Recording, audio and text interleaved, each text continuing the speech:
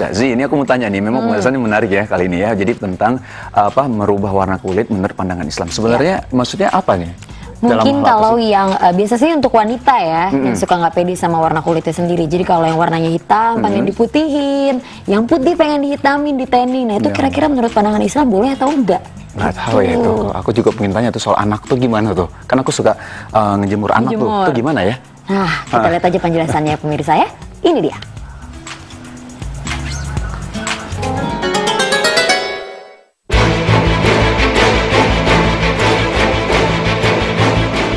Mengubah warna kulit dalam pandangan Islam.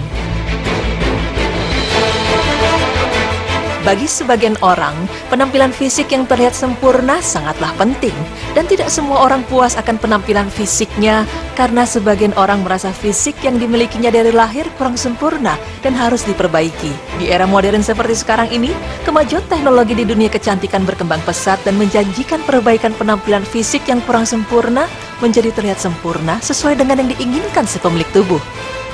Berbagai metode baru untuk mempercantik diri pun muncul, seperti metode sun tanning, skin tanning, atau lebih sering disebut dengan tanning.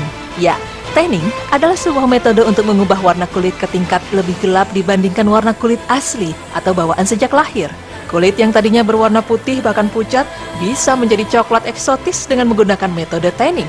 Karena warna kulit coklat eksotis banyak diincar wanita-wanita berkulit putih, maka tak heran bila metode tanning sangat digemari. Untuk mendapatkan kulit coklat eksotis, ada 3 cara yang paling banyak dilakukan. Di antaranya adalah: yang pertama, metode tanning alami atau berjemur di bawah sinar matahari. Banyak orang yang berkulit putih pucat yang mendambakan kulit gelap rela berjemur berjam-jam di pinggir pantai atau di bawah sinar matahari demi metode tanning alami ini. Metode tanning kedua yang lebih cepat dan praktis adalah penggunaan tanning bed atau sunbed yang banyak terdapat di salon atau rumah kecantikan. Metode ini lebih praktis dan cepat dengan cara masuk ke dalam tempat tidur yang memiliki penutup, lalu seluruh bagian tubuh disinari hingga mencapai tingkat warna coklat yang diinginkan. Metode ketiga adalah metode spray tanning. Metode ini dilakukan dengan cara menyemprotkan cairan warna coklat sesuai keinginan pada seluruh bagian tubuh. Biasanya dilakukan pada sebuah ruangan dan alat semprot khusus yang dapat mencapai seluruh bagian tubuh. Metode ini cepat dilakukan karena lapisan yang cepat kering, melekat sempurna, dan dapat bertahan 5 hingga 7 hari. Tidak hanya mengubah warna kulit menjadi lebih gelap, sebagian orang pun ada yang mengubah warna kulitnya agar menjadi lebih terang. Ya, masih banyak orang yang beranggapan bahwa kulit putih jauh lebih baik ketimbang kulit yang agak gelap. Dan jalan pintas yang sering dilakukan untuk mencerahkan kulit adalah dengan melakukan perawatan berupa suntik vitamin C, yang juga sering disebut dengan suntik putih. Metode kecantikan ini banyak dijalani oleh orang yang menginginkan hasil yang cepat dalam mengubah warna kulitnya.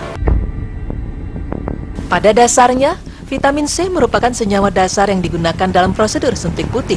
Vitamin C memang cenderung aman sebab bisa larut dalam air dan dalam jumlah yang berlebihan, dan secara alami akan dikeluarkan melalui urin. Komponen yang disuntikkan ke dalam tubuh dalam suntik putih adalah laroskrobain yang merupakan vitamin C dosis tinggi dipadu bersama asam askorbat serta ekstrak kolagen. Maka kandungan vitamin C dalam laroskrobain bisa melawan terbentuknya pigmen kulit, melawan pengaruh radikal bebas secara nyata, serta memperbaiki jaringan kulit. Nah pemirsa, dari banyaknya metode kecantikan yang muncul sekarang ini, seperti mengubah warna kulit tadi, lalu bagaimanakah pandangan Islam mengenai hal tersebut? Berikut penjelasannya.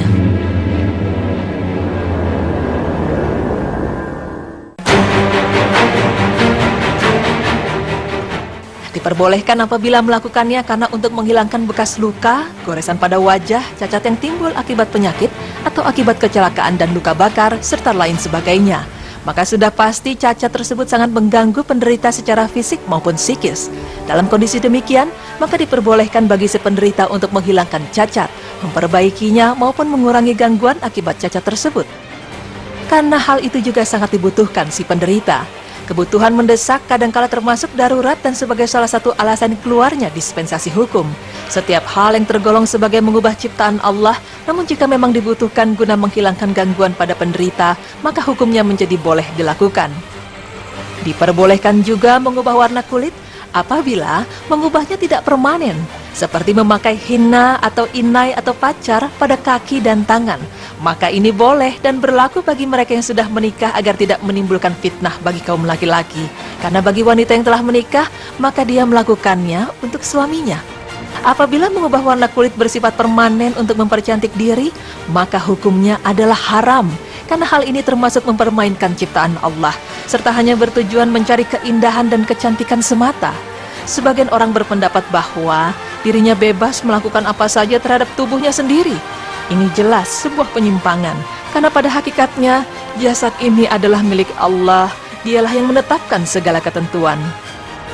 Allah Subhanahu wa Ta'ala pun telah menjelaskan kepada kita cara-cara yang telah diikrarkan iblis untuk menyesatkan Bani Adam, seperti firman Allah yang artinya, "Dan aku akan suruh mereka merubah ciptaan Allah, lalu mereka benar-benar merubahnya." Quran Surah An-Nisa ayat 119.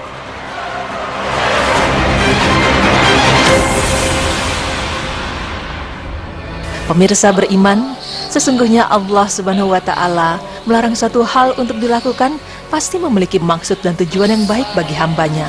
Seperti dalam hal ini, Allah Subhanahu wa Ta'ala melarang mengubah warna kulit karena terdapat bahaya yang ditimbulkan setelahnya. Seperti pada metode tanning, bahaya yang ditimbulkan adalah penuaan dini, noda hitam, rusaknya pembuluh darah, bahkan peningkatan resiko kanker kulit menjadi dampak buruk dari metode tanning ini. Seperti halnya terdapat bahwa dari metode tanning, maka ada pula bahaya dari suntik putih. Vitamin C yang disuntikan di kulit dalam dosis yang berlebihan, sebagian besar akan diserap oleh ginjal. Maka ginjal akan bekerja keras dalam mengurai kelebihan vitamin C dalam tubuh kita. Dan kerja keras inilah yang disinyalir bisa mengakibatkan kegagalan ginjal pada pengguna suntik putih. Menurut dokter ahli kulit, dampak vitamin C terhadap kesehatan kulit akan terlihat setelah melakukan suntik putih yang kelima. Hasil yang maksimal memang membuat banyak orang jatuh cinta pada perawatan yang satu ini. Namun perlu diketahui, penggunaan suntik putih dalam jangka waktu panjang akan menimbulkan efek samping yang berbahaya. Suntik putih yang dilakukan secara terus-menerus bisa merangsang munculnya batu empedu, menyebabkan penipisan tulang, pengeroposan, mengganggu siklus menstruasi pada wanita, menghambat kerja vitamin lainnya, mengundang fase menopause datang lebih awal, dan masih banyak lagi. Nah, pemirsa beriman, Allah Subhanahu wa Ta'ala telah menciptakan bentuk tubuh dan warna kulit kita dengan sebaik-baiknya. Maka sebagai hambanya, hendaknya kita mensyukuri apa yang telah Allah karuniakan kepada kita, tanpa harus mengubah apa yang telah diciptakannya. Karena sungguh Allah Ta'ala lebih tahu apa yang terbaik bagi hamba-hambanya.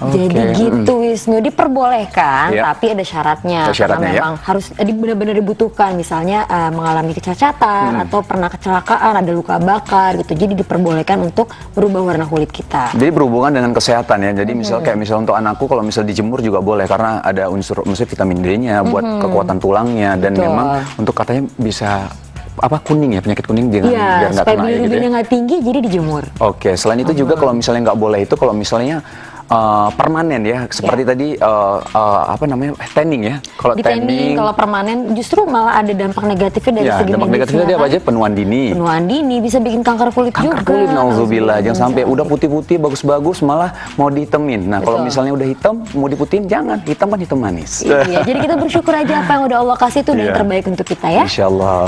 Nah, setelah ini kita akan membahas tentang fenomena gerhana bulan dan gerhana matahari. Wah, menarik tuh, baru kemarin ya gerhana bulan. Gerhana bulan. Tapi setelah ini, pemirsa jangan kemana-mana, tetap di Berita Islami Masa Kini.